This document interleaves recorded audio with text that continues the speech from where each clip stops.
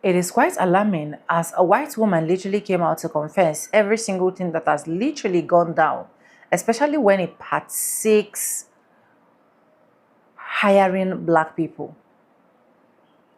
And I so much appreciate the effort this woman put into this, because this is literally what has been happening, that a lot of them cannot even come out to air it out. In fact, a lot of them will literally sit with this. But this white woman, instead of sitting with it, she quit her job, came out and air out why she quit and why they are doing what they are doing to black folks. But anyways, I want you to watch and listen to other experiences as well. And let me know your experience as well in the comment section if you have any of this experience relating to this video. Credits belong to the original creators of every single clips and stitches we have in at this episode. I want to say a very big thank you to every single one of you, liking, commenting, sharing, dropping super thanks, and also joining my membership. I do not take you guys for granted. You guys are absolutely the best. And guys, with that being said, let's dive right into this video. I'll be back with commentaries. Black people. I had my first day today at a new job, and basically, without going too far into it, my job is to schedule care for people that need it. A lot of this job is going through applications for people who want to give care. I learned today, if it is a name that does not sound white, we are to move it to the completed tasks. We then note your application as moved due to name standards. Now, it's my first day, so I ask, what does that mean? I'm black, I'm very light-skinned, obviously. And she says, And I said, you mean like our names? Like our names? Because I thought it was like a brand standard, like, no, it's literally our names. So I just want you to know, and everybody else to know, this 100% happens, and I have 122 screenshots of people, their names, their phone numbers, and their email addresses, and the reason why they weren't hired directly because of their name. Then I have this. I didn't even make it 1 hour. After I got my heart rate to stop spiking, I went and found the owner like I planned and asked her directly, super calm. She didn't deny any of it. She admitted that it's, fucked up. She apologized. I told her that I don't think this is going to be a good fit because this is not something that I would be willing to participate in. I made sure to keep it like professional and not scary, like not threatening. So I have a phone call with my guy later this afternoon. I'm gonna go ahead and let him tell me how to proceed. I know that this happens. It's just that I personally have never experienced this type of training.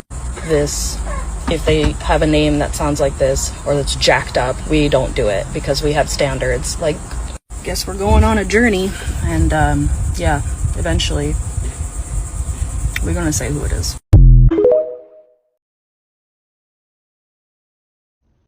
So this is going to be a little story time about the racism that I experienced in Kansas City, in the workplace, and why, quite frankly, I don't want to live in Kansas City anymore. This is going to be a long story, so it's probably going to be like, I don't know how many parts, but we're going to have parts to this because I want to tell it thoroughly, and I don't want to cut any corners. And the purpose of me telling the story is because I want to be free. Like, there's so much trauma. This has really affected my life. This has impacted me mentally, socially, emotionally, and physically. And so we're gonna just get right into it.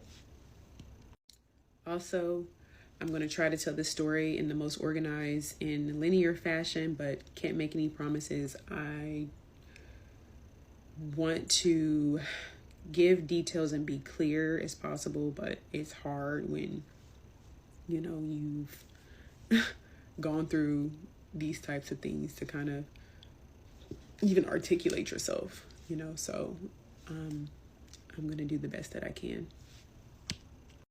So for a little context for those who aren't from Kansas City, just know that Kansas City is a predominantly white city.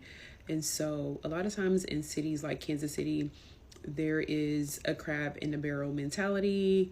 You know, there are a lot of Black people, the small population of Black people who, you know, just are a part of the problem too. You know, like they help perpetuate the racism.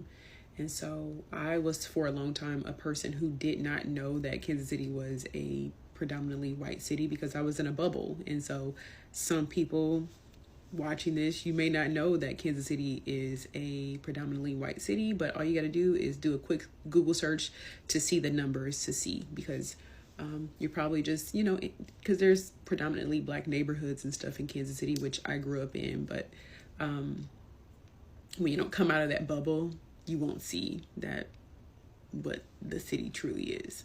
And so, yeah, so it's a small pool of Black people, right? And out of that small pool of Black people, there's an even smaller pool of professional Black people. So in my line of work and what I do, the average person that I am competing up against for a job is not another Black person. It's oftentimes a white person.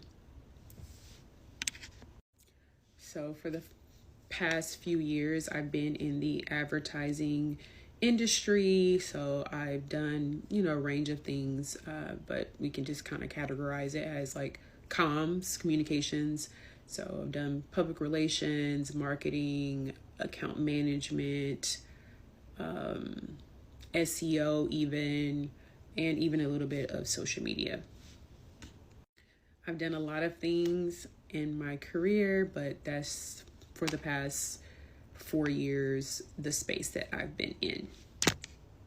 So my first big job was, when I got into this space, was at a global advertising agency that is like the Yale or Harvard of advertising agencies. So obviously, you know, I was super excited to get this role. You know, there were people, you know, congratulating me, telling me that they had been trying to get into this agency for years and they had more experience than me, and were even like, you know, white people. So I think it was just the favor of God that I was able to get in the door. And one of the things that they stand by is that they hire the best talent. So, you know, me getting in the door was just, I think it was just nothing but favor from God.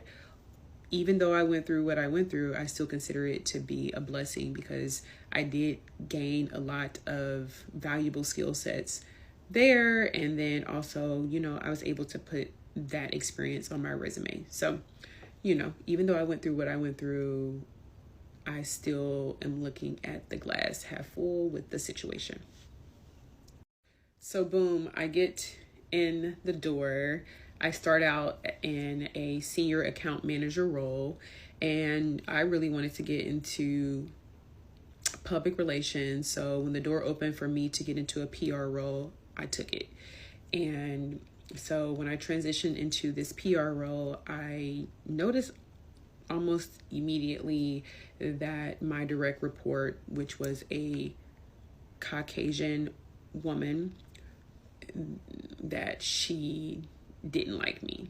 And I knew she didn't like me because, one, I can feel it. I'm a very intuitive and I am very discerning. You know, I can discern pretty easily.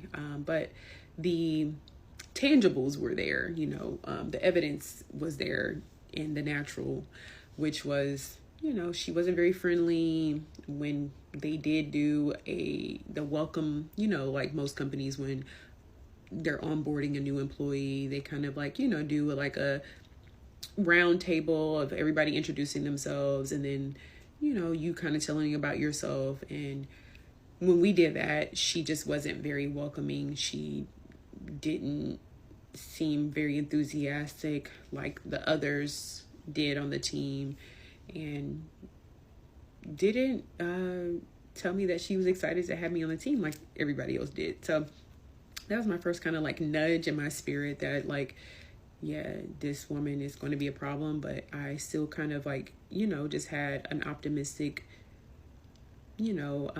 perspective, and just kind of like, bypassed it and just kept moving and just remained professional.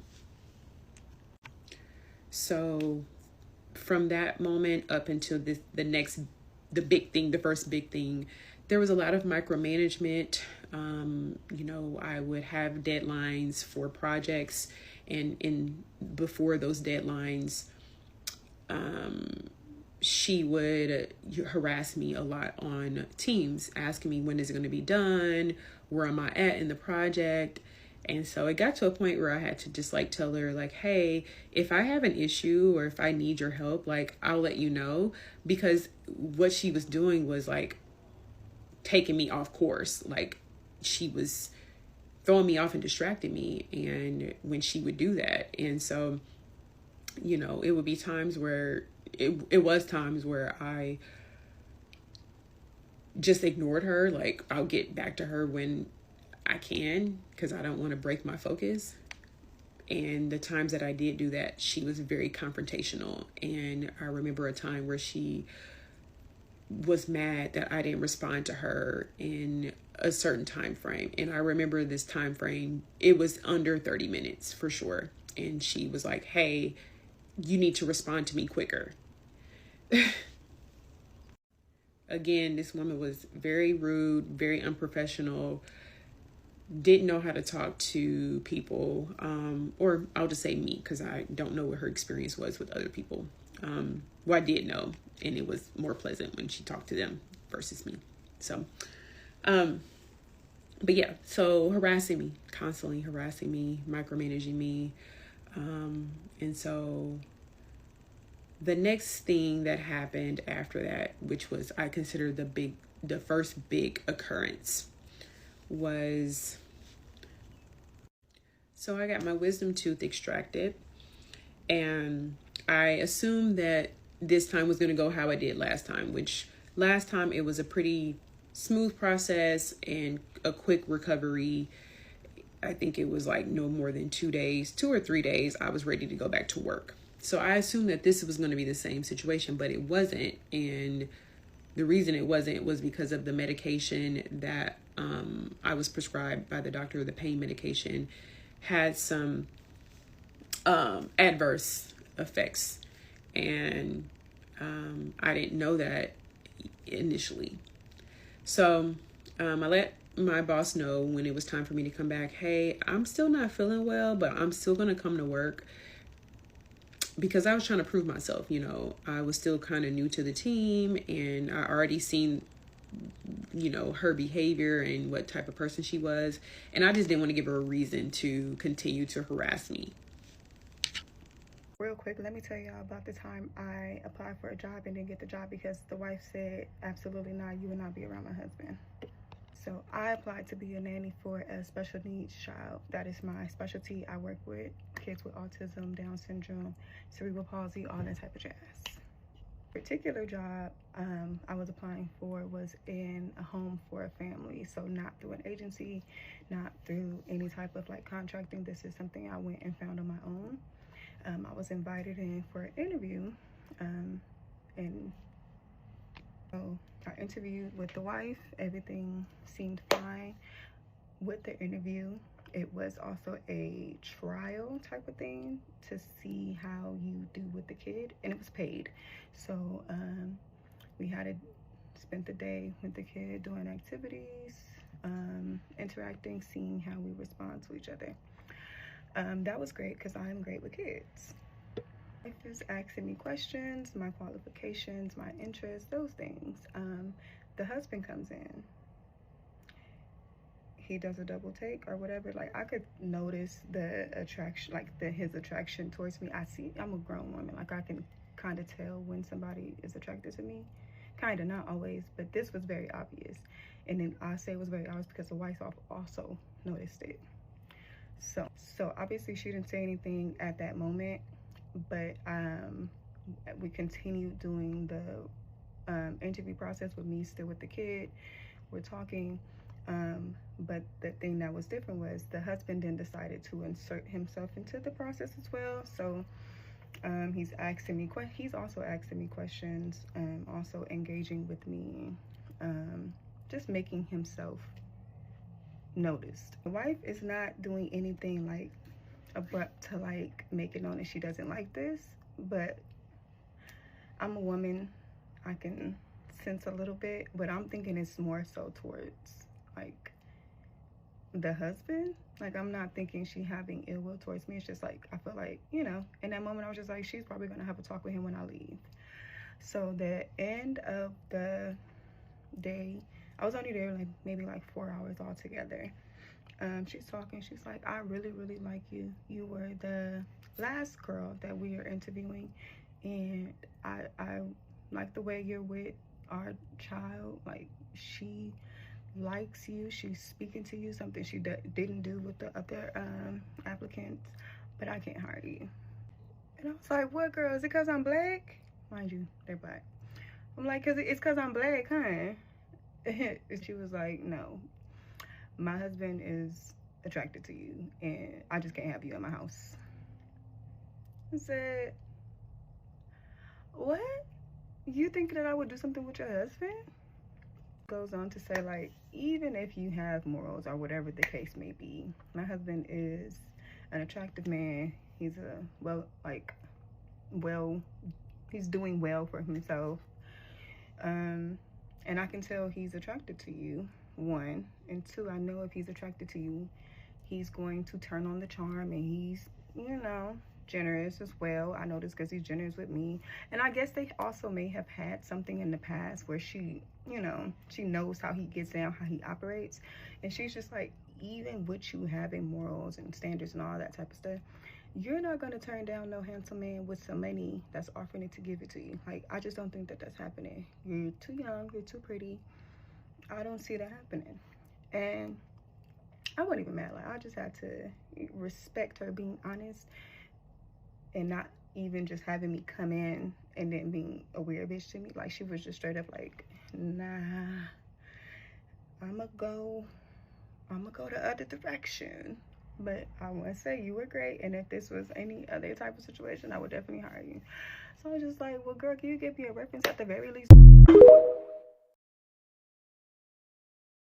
Yeah, I don't have nothing against Houston, but when I leave from Houston, I'm never coming back to Houston.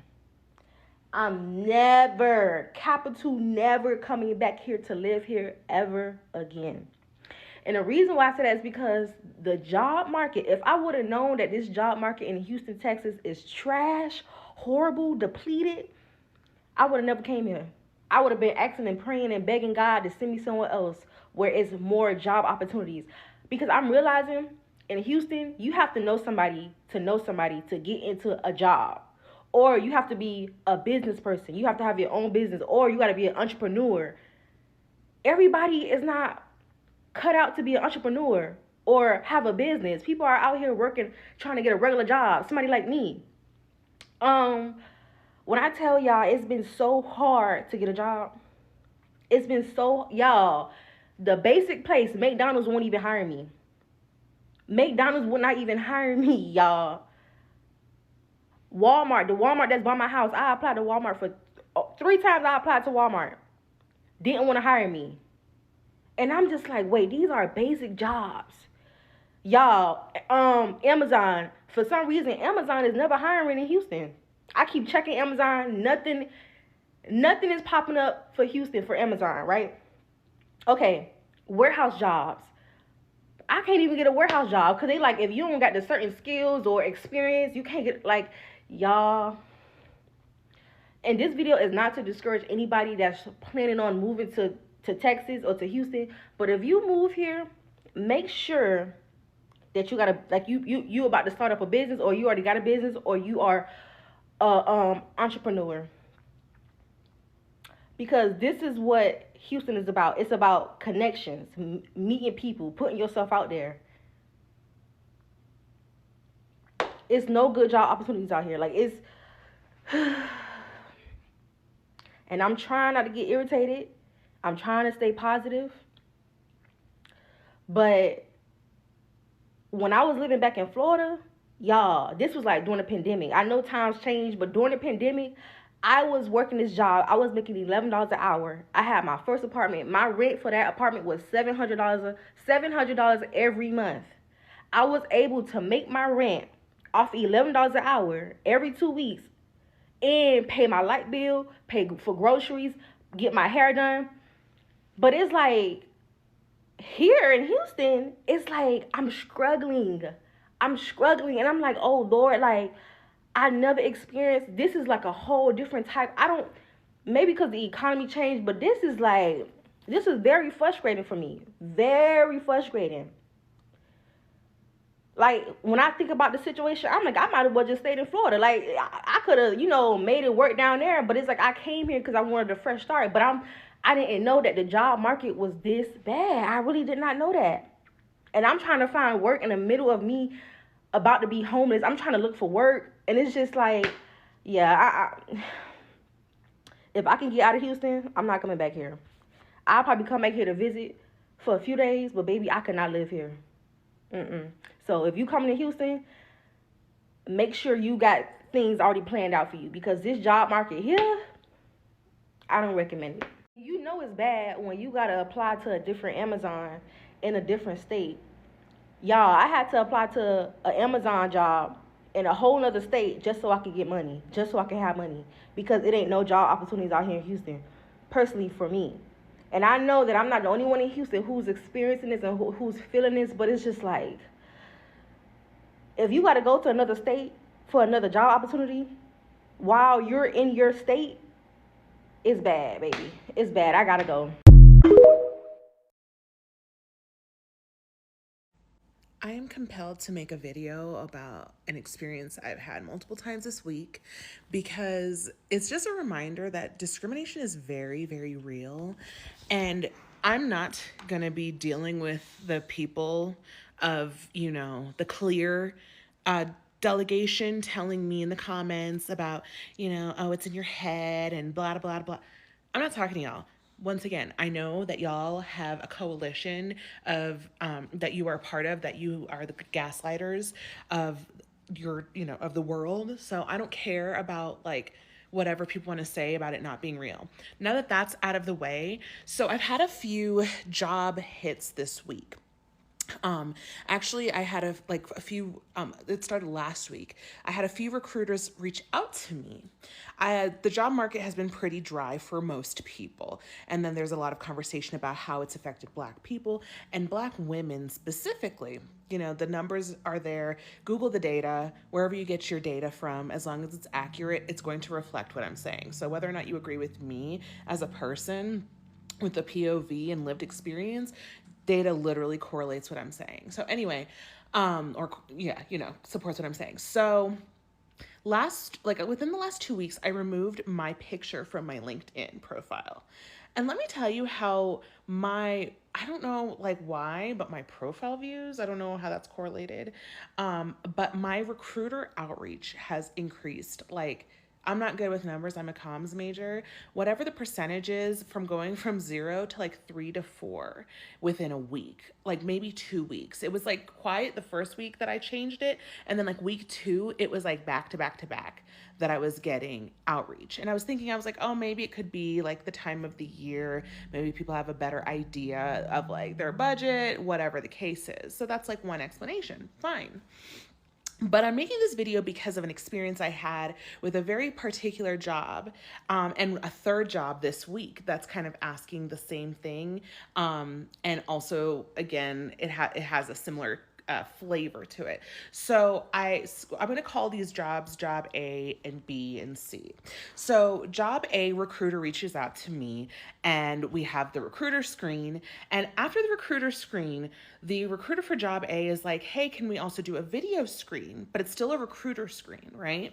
So I was like, oh, sure. And I kind of didn't think anything of it because it's a contractor role. So it was phone screen, recruiter screen on video, I guess. And then a meeting with the hiring manager and then a presentation. That was going to be the full spectrum of it. So I had the recruiter video screen follow up pretty soon after the initial screening for job A. And it went, all was going well and everything like that. And then, like, I didn't hear anything the next day, which usually to me, I'm like, okay, usually you know if you're moving forward pretty fast these days. So I kind of thought I didn't get it. And they were hiring for multiple positions for the same role at job A. So I kind of felt even better about job A because I'm like, well, I am going to be one of 4 people they're hiring if they hired me. If I qualify, of course. They actually had specific parameters such as like AI experience, you know, using AI tooling, rolling it out. That's a very niche thing, especially with where we are with AI right now. So like to have a candidate that does what I do with AI experience is just very niche right now. It would be hard to find someone who didn't have my experience. And I just want to say, I have a 4-year degree from a prestigious university and over 10 years of experience in my field, as well as subsidiary fields that are very popular associated with my field. My field doesn't actually even matter. Every field right now is oversaturated, it feels like, unless you're like a doctor or something like that. So anyway, they came back and said that the client got a different staffing agency, basically, because this is a staffing agency recruiter reaching out to me. The client came back and basically placed a candidate from another staffing agency instead. And I was like, okay. I mean, that's fine if I didn't get the job, but I wasn't under the impression that there was just one person being hired. I thought there were multiple people being hired for the same role. But I just kind of let it go because I'm like, okay, the feedback was just the client went another way. Fine. I've had plenty of rejections in this job market, so I'm cool with that. But this is why I'm telling the story. So I had a job B recruiter reached out to me about a day or two after job A, kind of almost in tandem. I was scheduled to meet with job B before I had my second follow-up video interview with job A. So pretty much the same day, that I get the email from job A denying me, I have the interview with job B. Guess which job B is interviewing me for? Did you guess job A? If you did, you're correct. It was literally the same company as job A. Same company, same exact role. So I'm like, okay. My impression was correct that they're hiring more than one person for this job because they're still using another staffing agency to place for this job. But after my video interview, which was weird because it was literally a logistics call, nothing else happened on that call, like no more questions about my experience. It was like a completely unnecessary call, pretty much. It was a weird call to have a follow-up on. She was like kind of fake confirming other things we talked about on our initial phone screener. And I just felt like it was weird that she was asking me that. And then I'm like, after the video screener, I didn't get the job. And then when someone else is looking at my qualifications from another staffing agency for the exact same company, a second recruiter from another staffing agency agrees that I qualify for this role. Okay, we're getting warmer. Job C is why I'm making this video, because I'm like, what's going on? And I'm not going to draw any conclusions. I'm just going to leave the facts here and let the audience come to the conclusion of why you think this might be happening. Because the proof is in experience, like lived experience. So job C, another recruiter reaches out to me, not for the same job that was job A and B. The recruiter reaches out to me and she wants to move forward with my profile or whatever, my candidate profile for this job, right? And she's asking me to update my photo on LinkedIn. Now, I already said at the beginning of this, I removed my photo on LinkedIn for a specific reason. I've had my LinkedIn photo since I've had LinkedIn. I know how to build out a social profile. That was literally my whole job, doing brand management and social media. I know how to build out a profile. So I removed it recently, as I said, on purpose. And she was pressing about this photo, this LinkedIn photo, and she also asked me to submit a photo for like the internal candidate profile this was to prevent candidate fraud, which that one makes more sense because she said that one doesn't go out to the client, but that I should update my LinkedIn photo because that's where clients go and it, completes my profile. And I told her, I purposely removed my profile photo recently and I've had more outreach as a result. I didn't really say anything else. And I know that maybe you shouldn't say things like that, but honestly, if she doesn't want to work with me, I don't care. I'm so over this job market. Like, okay, you don't respect that I don't have a photo. I don't care. Goodbye. Like, focus on my skills. I'm a great worker. My experience proves it, but I'm not doing this song and dance. And I'm also not going to be discriminated against because you found out that I was Black. Sorry, I guess I said the thing that I wasn't supposed to say, that I wanted you to draw your own conclusion about. But yeah, it just makes you say, because we're like gaslit out of these experiences, right? Because it's like, it could be anything, maybe the candidate was placed and they realized they didn't need, it could be anything, can't it? But I'm not going to, make myself do the mental gymnastics to ignore the fact that, like, that's a really weird thing that happened. And if it weren't for the fact that Job C was pressing me about this photo situation, I would have, let the Job A and B situation go. But I'm just like, what's everyone's obsession with knowing what I look like? I'm a bad bitch, okay? That's all you need to know. Anyways, welcome back, guys, and thank you so much for watching all of that video. And I'm going to be saying it again, that credit to every single creators of all the clips and stitches that I have into this episode. Honestly, I really appreciate the fact that that white woman is really bold enough. Like I said, we will not continue to keep bringing just bad news on this space. No, I'm not a hater. I'm someone that if you do well, I am definitely going to appreciate you, and if you do bad, I'm gonna rubbish you. So you guys already know me with that, okay? So I really appreciate the fact that this woman was bold enough to come speak it out, and of which, for long, a lot of Black Americans have literally been saying that, especially what they even experience personally in white predominantly spaces where they work. It's just so horrible. And you guys can also hear from the other clips that I've been able to roll out for you guys, where some of these Black folks came out to say exactly what they were passing through. In fact, to the point that one person was not hired because that woman did not trust her husband around this said person. I feel like it is not a matter of she not just trusting, it is a matter of who she is seeing a Black person as. Like, they literally do not deserve to get the job, so why not let's get another white person? So, but she don't know anyhow she's gonna actually put the words together. She have to just tell the lady, we can hire you. It's quite funny that despite every single thing that they have literally been doing to Black people in workspaces, Black people are still trying to strive. Black people are still trying to be who they are. They're still trying to maintain their steez. They're still trying to keep doing what they know how to do best.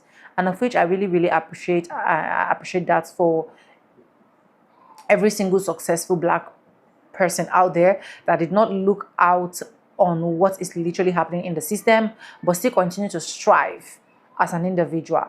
May God continue to bless our hustle, because no matter what they are trying to do, we are literally not going to be giving up in our spaces, okay?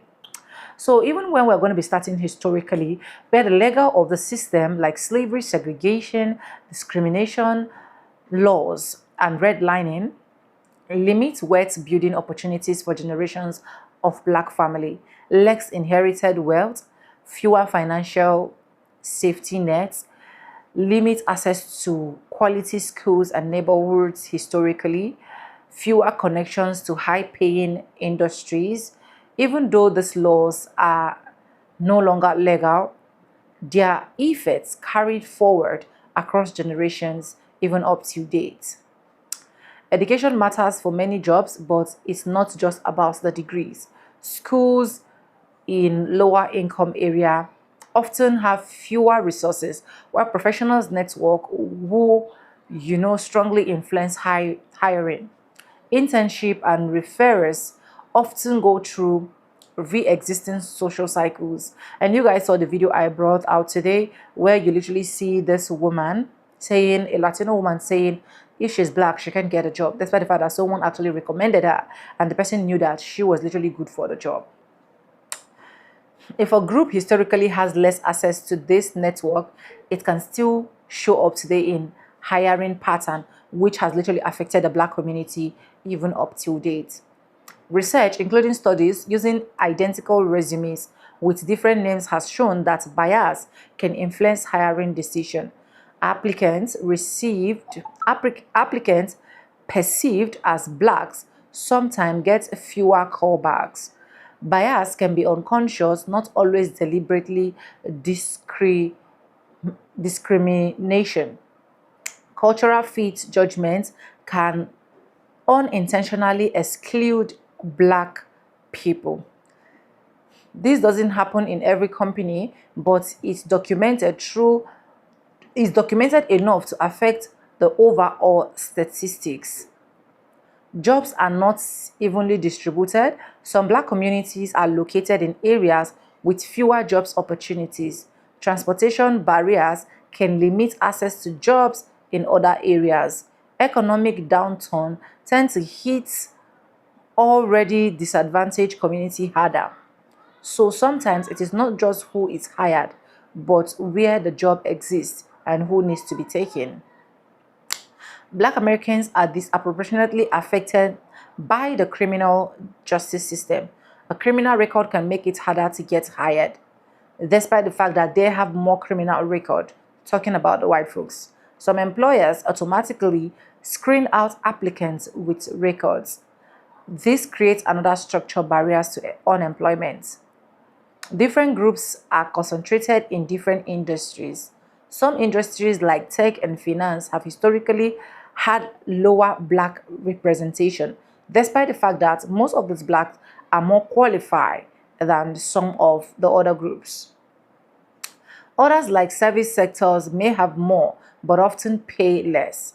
This affects not just unemployment rates but also income level. During recession, black unemployment rate tends to rise more sharply and recover more slowly. This pattern has consistently existed over decades. It reflects underlying variability, not just individual efforts. It is important not to oversimplify. Many black Americans are also highly successful across every field, and of which I'm grateful for that. And that's why I'm so proud of black Americans. Progress has made them over time. Not every hiring decision is discriminatory, that is understanding. Factors like skills, experience, and choices also matter individually. The gap in unemployment outcome is not just caused by a single person. It is a result of combination of historical disadvantage, access to opportunities, economic structures, and some ongoing bias in America. Let me know what you think in the comment section. Credits belong to the original creators of every single clips and stitches we have in our today's episode. I want to say a very big thank you to every single one of you, liking, commenting, sharing, dropping super thanks, and also joining my membership. I do not take you guys for granted. You guys are absolutely the best. And yes, guys, with that being said, with no further ado, I do like I always say in my videos, I'm going to be saying bye and I'll see you guys in my next one. For now, bye guys. I love you guys. Mwah.